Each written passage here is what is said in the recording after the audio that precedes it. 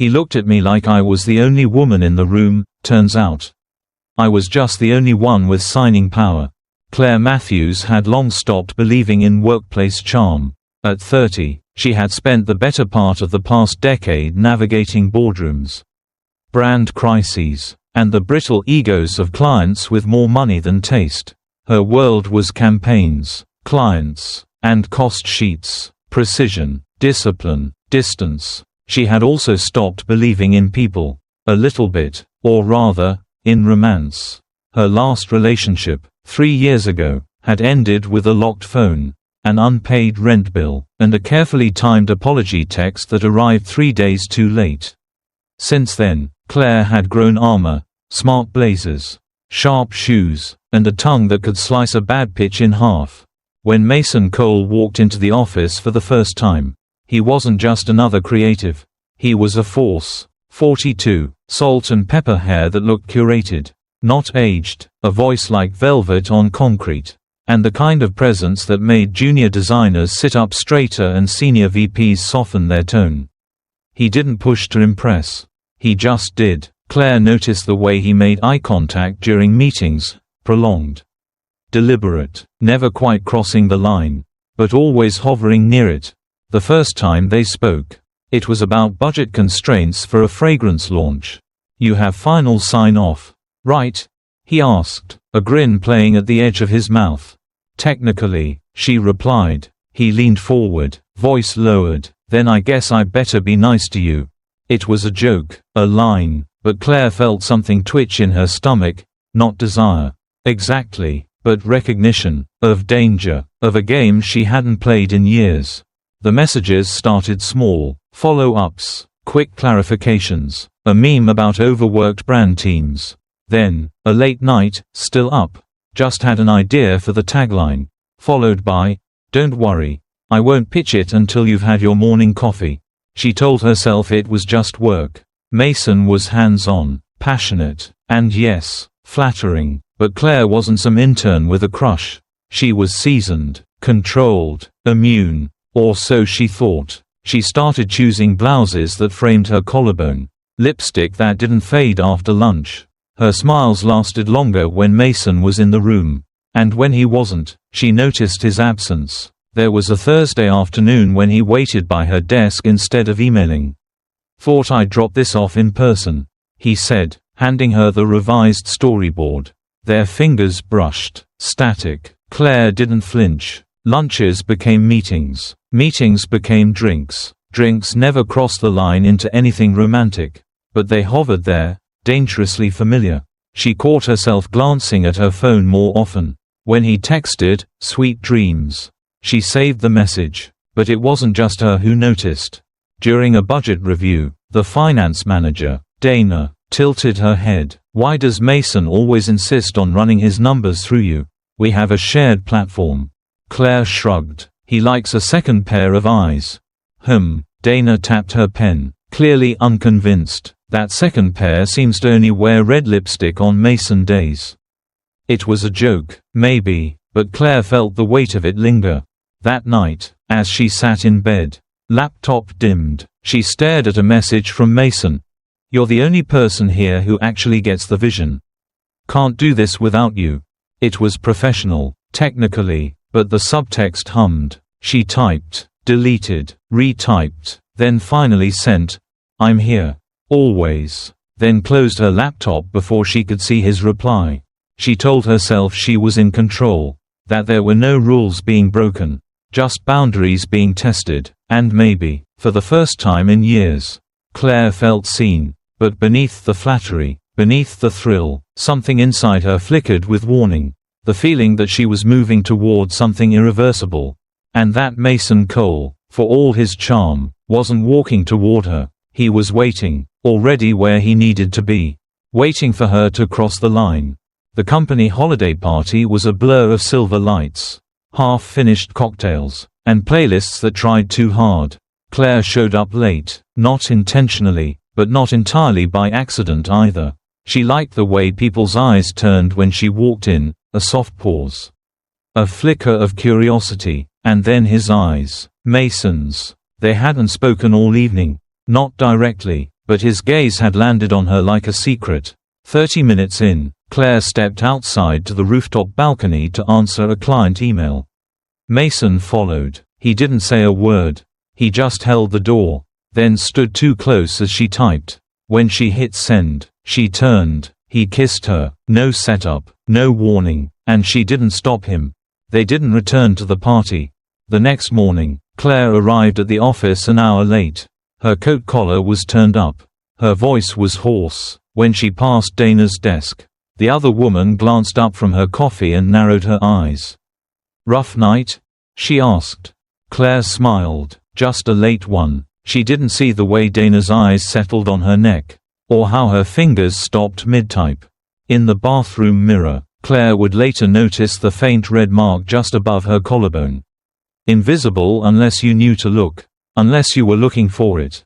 That afternoon, her best friend at the agency, Nina, cornered her in the break room. "Claire," she said, softly, "are you seeing Mason?" Claire's face stayed neutral. "No." "Okay," Nina said, then added, almost too quickly, "just be careful, he's not simple." Claire laughed, a brittle sound. "Neither am I." Weeks passed. Mason didn't change. Still charming, still attentive, still texting at midnight with ideas about camera angles and mood boards. But now, there were subtle shifts. He was distant just often enough to keep her guessing. Close just often enough to keep her tethered. Then came the test. Claire missed her period, then another. Her hands shook as she held the test in her apartment bathroom. 2 lines. Bold. No ambiguity. She sat on the edge of the bathtub, staring at the wall like it had answers. It was a Tuesday when she texted him, "We need to talk." He replied 20 minutes later, "Can it wait? I'm pitching another campaign." She waited 2 more days, then caught him in the corridor outside the editing suite. "Can we talk, alone?" He nodded, ushered her into a side office. She closed the door. "I'm pregnant." Mason didn't speak for 3 full seconds. Then he exhaled. Not fear, not joy, just calculation. "Claire," he said slowly, "I never made promises. I thought we were just having fun. Besides, it helped your project get approved, right?" The room went still. Something in her cracked. Not loudly, not visibly, but inside. A whole belief system crumbled. She walked out without another word. 2 days later, she scheduled an appointment at a clinic outside the city. No one came with her. She told no one, not even Nina. The night after, she opened her laptop and deleted every message Mason had ever sent. But the echo remained, the memory of his voice in her ear, his hands on her waist, his words after, "It helped your project get approved." She didn't cry, but she also didn't sleep. And from that week forward, something essential about Claire changed. She still smiled in meetings, still delivered her work, but the light was gone. She no longer dressed for attention. She no longer checked her phone. When Mason passed her in the hallway, she didn't look up. She wasn't bitter. She was hollow. And no one, not even the people who claimed to care, noticed the difference. Claire sat through the Monday morning briefing like a ghost in a meeting full of the living. The projector hummed, slides flipped, voices filled the air, brand performance, campaign projections, pitch schedules, but her mind floated somewhere else. The sharpness that once defined her, her precision in feedback, her instinct for narrative timing, her uncanny ability to turn data into emotion, had dulled to an absent stare. She hadn't spoken once. No one asked why. In the past, Claire would have been the one moderating, refocusing conversations, challenging lazy assumptions. Now, she only nodded when spoken to and rarely contributed beyond what was expected. Her fingers still typed emails. Her calendar remained booked, but the pulse of her work, the conviction, the spark, was gone. The whispers started on a Thursday. First in the hallway, behind semi-closed glass doors. Then in the break room, punctuated by coffee sips and forced laughter. Claire heard snippets. She got the production bump approved awfully fast. Guest dinner with Mason was productive. Is that all it takes now? The words weren't loud, but they were aimed, And they landed. She tried to keep her posture neutral. She still wore the same clean lines, the tailored dresses, but she could feel her colleagues recoiling, like smoke after a match was struck. They didn't confront her, they just started to disappear. Lunches she used to be invited to became silent gaps in her schedule. Brainstorms, once electric with energy, now felt like procedural obligations. People left her off of side chats. Her team stopped looping her in on creative huddles.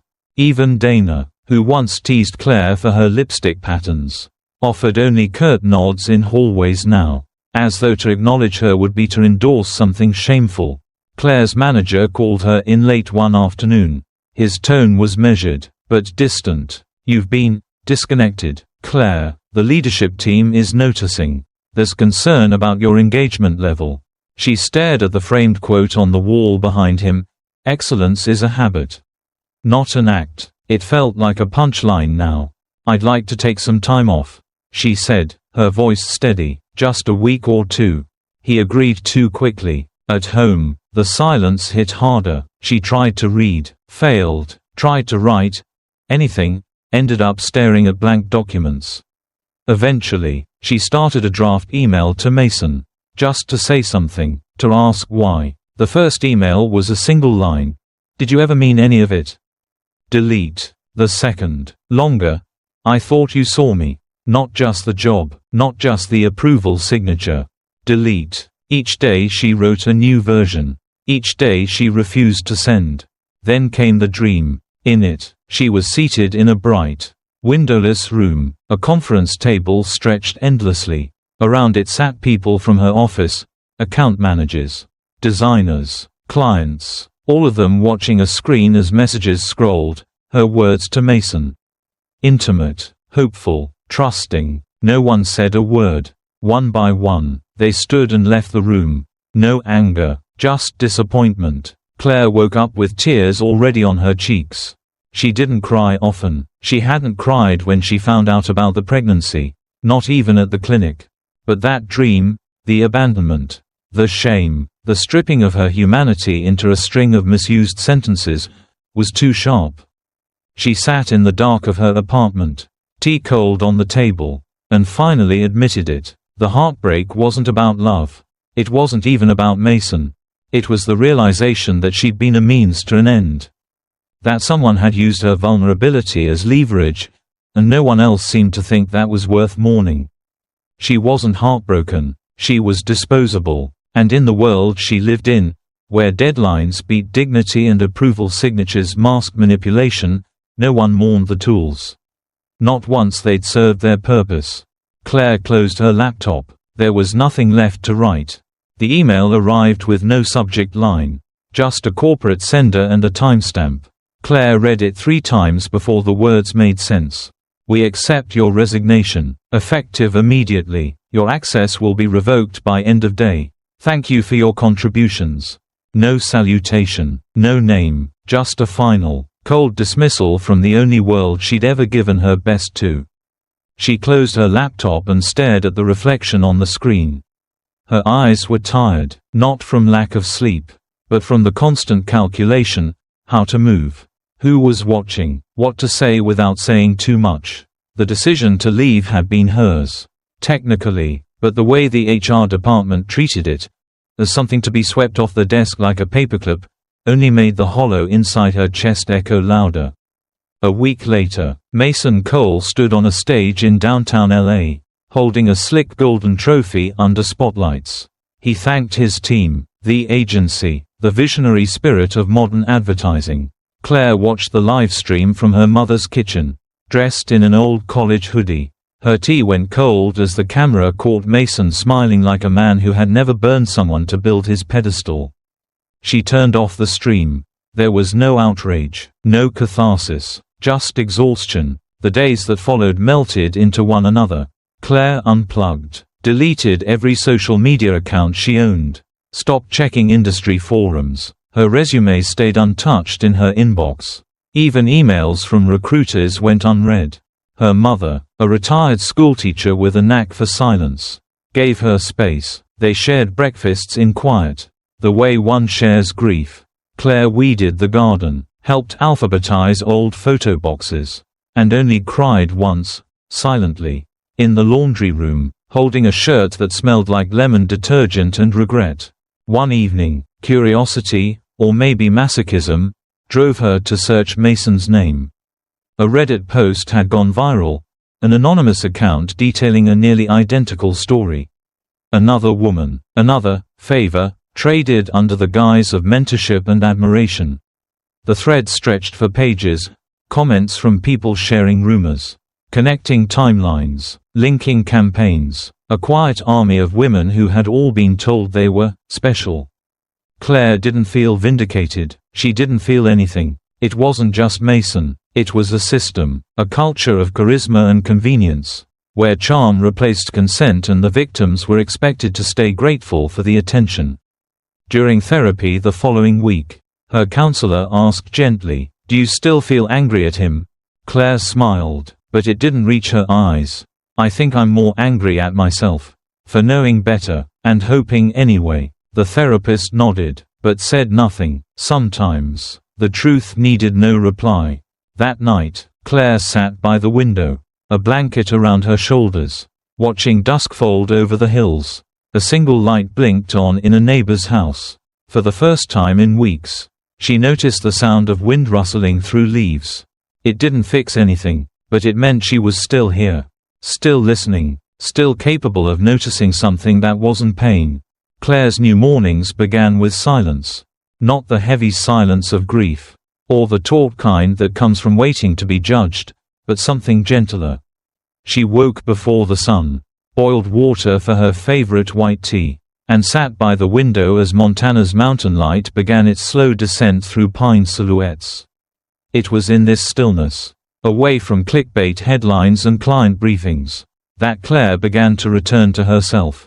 She didn't return to the industry. She didn't craft pitches or chase campaigns. Instead, she began teaching creative writing online, mostly to high school students.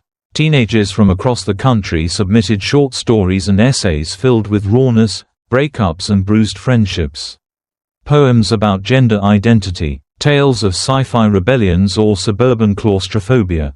In their unfiltered voices, Claire found a strange, steadying comfort. She gave detailed feedback. She left voice notes that said, "This metaphor, this one right here, it sings. Don't ever be afraid of your voice." She didn't tell them what she used to do, or what had been done to her. She only told them that writing could be a home, when the world no longer felt like one. Her days became rhythms, a cup of tea, an hour reading student work, long walks on gravel roads that kicked up dust and memory. Her nights no longer belonged to sleepless spirals, but to fiction she wrote for herself, journals no one would see. One morning, a message arrived through the teaching platform's inbox. It was unsigned, the sender name anonymous. "You were the best strategist in that building. If anyone should have been directing, it was you, not him." Claire stared at it for a long while. Her hand hovered over the keyboard. Then she deleted it, not out of pain, but because she had stopped needing permission to believe in her own worth. In the evenings, she sometimes opened an old leather-bound notebook and wrote lines she never planned to share. It was less about the story now, and more about the act, her pen on paper, her thoughts made real. Reclaiming the narrative wasn't about revenge. It was about authorship. In one entry, she wrote, "They called it an affair. But to me, it was the cost of being naive in a world run by predators. I wasn't a lover, I was leverage." She didn't cry after writing that. She simply capped her pen, turned the page, and stepped into her backyard.